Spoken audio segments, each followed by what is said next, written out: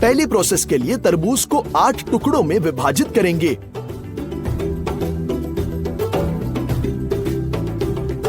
छिलके से फल को अलग करेंगे। अब हम कई खड़े चीरों को बनाते हैं और बचे टुकड़ों को तरबूज के छिलके के अंदर आगे पीछे रख देंगे। है ना ये आसान कटिंग? दूसरे कट के लिए हमें 1/4 तरबूज की आवश्यकता होगी। शुरू करने के लिए हम कई खड़े चीरे बनाते हैं। अब हम तरबूज के क्यूब्स प्राप्त करने के लिए आड़े कट्स भी करेंगे। अब फल को छिलके से अलग करेंगे। स्लाइसेस तैयार है और छिलका एक प्लेट के रूप में काम करेगा।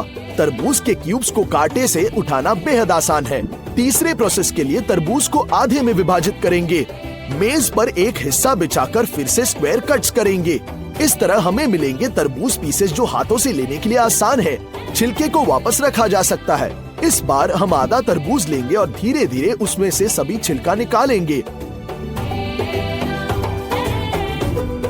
अब हम तीसरे ट्रिक के अनुसार ही कटिंग कर लेंगे।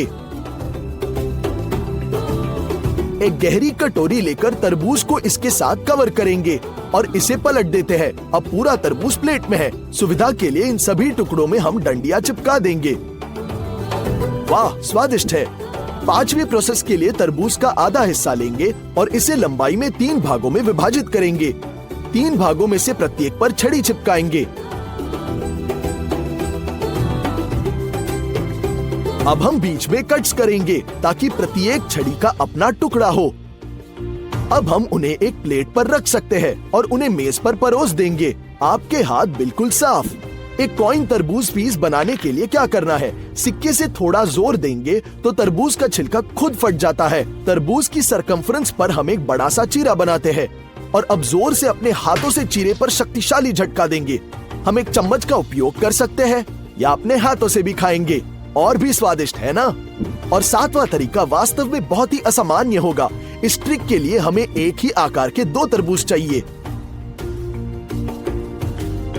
हम पहले तरबूज को आधे में विभाजित करते हैं और उसमें से सभी गूदे को खुरचते हैं ताकि दीवारें पूरी तरह से साफ हो जाए। तरबूज के खाली हिस्से आपको मिलने चाहिए। चलो दूसरा तरबूज लेते हैं। हम इसमें से सभी छील निकाल देंगे। आइए इसे और भी शेपिंग करते हैं। और फिर हम अपने छीले हुए गूदे को पहले तरबूज के खाली खोल में डाल देंगे। हम एक्स्ट्रा काटते हैं। आधा बंद हो चुका है। केवल नम स्पंज के साथ लुगदी को पोंछने का समय है। यहाँ एक पूरे तरबूज के लिए ऐसी असामान्य सर्विसिंग जो हमें मिलती है। वाओ, बढ़िया। आइए तरबूज को काटने के लिए एक विशेष कटर की जांच करते हैं। तरबूज के बेसिस को काट लेंगे और इसे काटने के लिए असेंबल करते हैं। हम कटर लगाते हैं और इसे अपनी पूरी ताकत से दबाएंगे। ये अटक गया लगता है। हमें तरबूज को आधे में विभाजित करना होगा। तरबूज से कटर को निकालते हैं और एक ही बार में कई पूरी तरह से कटे हुए क्यूब्स मिलेंगे। और अंत में तरबूज काटने के लिए एक और विशेष कटर। चलो आधा तरबूज लेते हैं और इसे बस चाकू को गूदे के पार खींचते हैं। ये तरबूज के साफ टुकड़े हैं जो हमें मिलते हैं। वास्तव में ये बहुत सुविधा की आप देख सकते हैं। ये जलता नहीं है, केवल धीरे धीरे पिघल रहा है।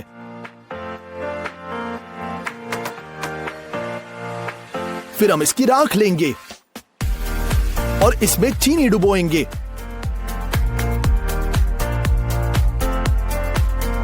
अच्छे से पलटते हैं। फिर हम आग में लाएंगे और इस बार चीनी जलने लगती है। भले ही आप इसे मोमबत्ती से हटा दे, आग गायब ही नहीं होती और चीनी एक परत से ढक जाती है।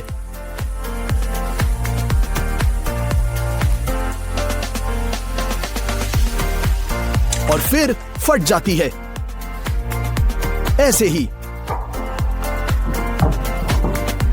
लेकिन कभी कभी चीनी बिना विस्फोट के जल सकती है। ये देखिए, ऐसे। आपको क्या लगता है यहां हो क्या रहा है?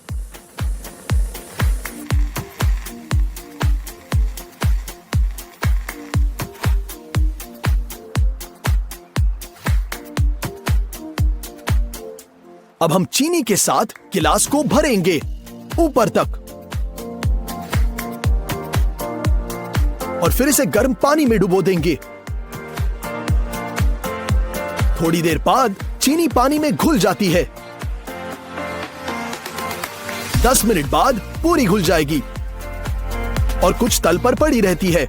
अब लिक्विड में थोड़ा पोटेशियम पर मैंगनेट जोड़ेंगे। जैसे कि आप देख सकते हैं, ये तल पर चीनी को डुबोए बिना सतह पर रहती है।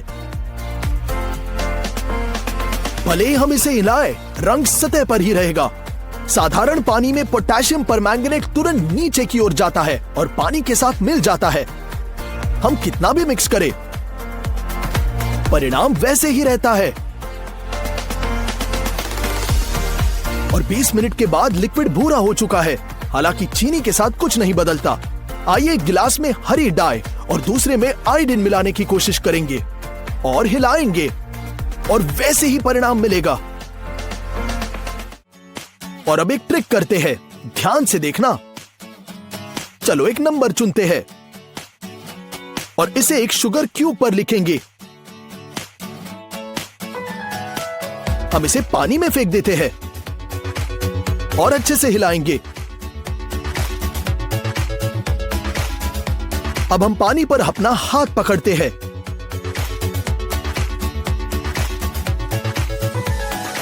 और नंबर चमत्कारिक रूप से हाथ की हथेली पर दिखाई देगा। और यहां सीक्रेट है, हम सिर्फ अपनी उंगली पर चीनी के साथ एक नंबर प्रिंट करेंगे और फिर हम इसे एक व्यक्ति के हाथ पर रख देते हैं, बस ऐसे। है ना अमेजिंग? चलो एक गुब्बारा और एक फनल लेते हैं। इसकी मदद से हम अंदर चीनी डालेंगे।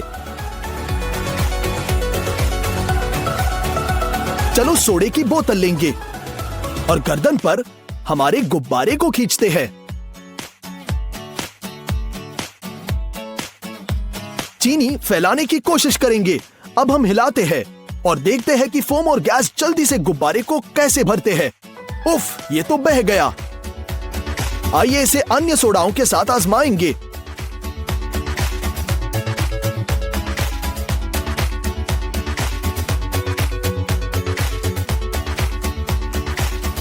कुछ भी कहो, लेकिन कोला वाला सबसे शक्तिशाली परिणाम निकला। ये नहीं फट रहा।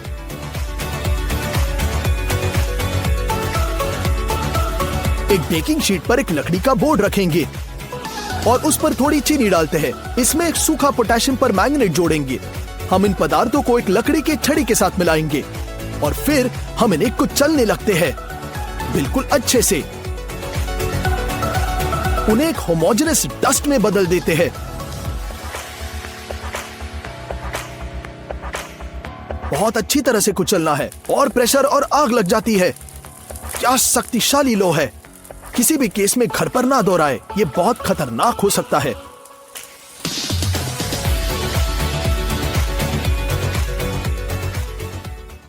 आइए एक फूड रैप लेंगे और इसमें से 2 समान स्क्वायर्स बनाते हैं। प्रत्येक पर लगभग 2.5 बड़े चम्मच चीनी डालेंगे। एक स्क्वायर में 1 चम्मच स्टार्च का और 1/4 जोड़ेंगे, मिक्स करेंगे और एक बैग में लपेटना शुरू करेंगे, पोटली जैसे। हम इसे सपोर्ट के लिए धागे से बांध देंगे।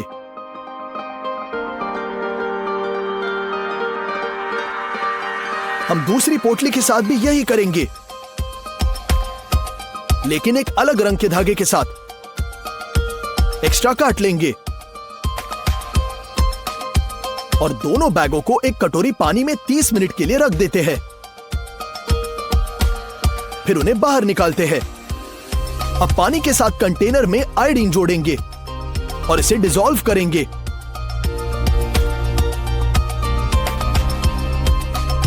हम समाधान पर अपने बैग लटकाएंगे और उन्हें ढक्कन के साथ कवर करते हैं।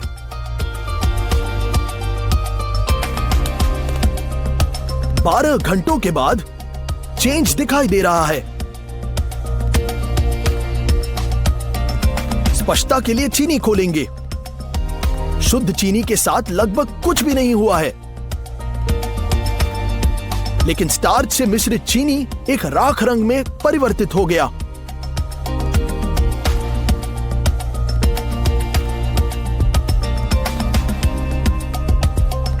अब एक कटोरे में कुछ चम्मच पाउडर्ड चीनी डालते हैं और फिर थोड़ा सोडा। अब हम एक बेकिंग शीट पर रेत डालेंगे अब उसमें गड्ढा करेंगे। इस गड्ढे में हम शराब डालते हैं ताकि ये अच्छे से भीग जाए। ऊपर हमारा मिक्सचर डालेंगे।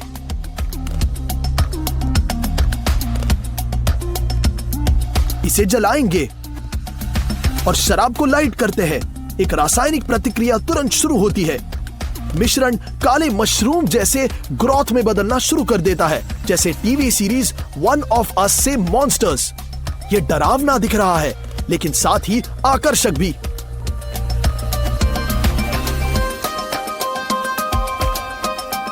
और अंत में यही बचा है, ऐसा विचित्र आकर्षण।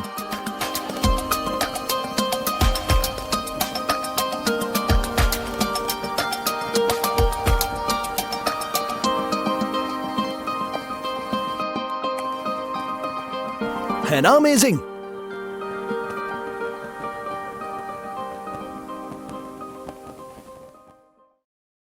चलो सल्फ्यूरिक एसिड लेते हैं और बहुत सावधानी से इसके साथ चीनी को लगाना शुरू कर देंगे। थोड़ा सा डालेंगे और आप देखते हैं कि चीनी धीरे धीरे काली होनी शुरू होती है। जब तक जारी रखेंगे जब तक कि सारी चीनी काली न हो जाए। अब हम बस देखते रहेंगे, देखेंगे कि चीनी से लिक्विड कैसे निकलने लग रहा है। बिल्कुल पिघल रहा है।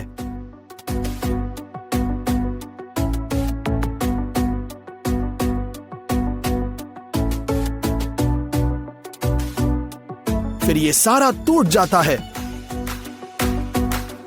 और विचित्र रूप से बढ़ने लगता है, तेज और भी तेज। गैस पहले से ही तेज होने लगा है और चीनी उबल रही है। आखिरकार यह प्रोसेस पूरी हो गई है। चीनी नरम चिपचिपे काले रिमेन्स में बदल जाती है। ये एक बड़ा प्रयोग करने का समय है। दानेदार चीनी के साथ ग्लास जार को लगभग आधे तक भरेंगे। और अब चलो सबसे खतरनाक हिस्से पर चलते हैं। अंदर सल्फ्यूरिक एसिड डालेंगे और रिएक्शन शुरू होने तक जितनी जल्दी हो सके सब कुछ हिलाना शुरू करते हैं।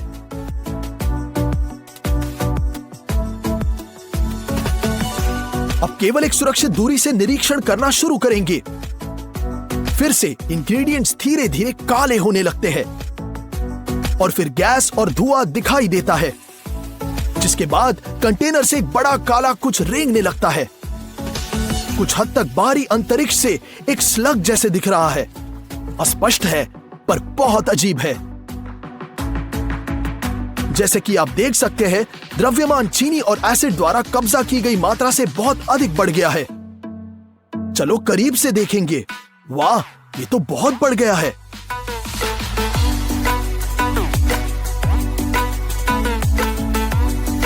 बहुत ही अजीब लग रहा है और गर्म भी है। अब इसे तोड़ने की कोशिश करेंगे। हाथों से आसानी से टूट जाता है। हम कंटेनर से अवशेषों को बाहर निकालते हैं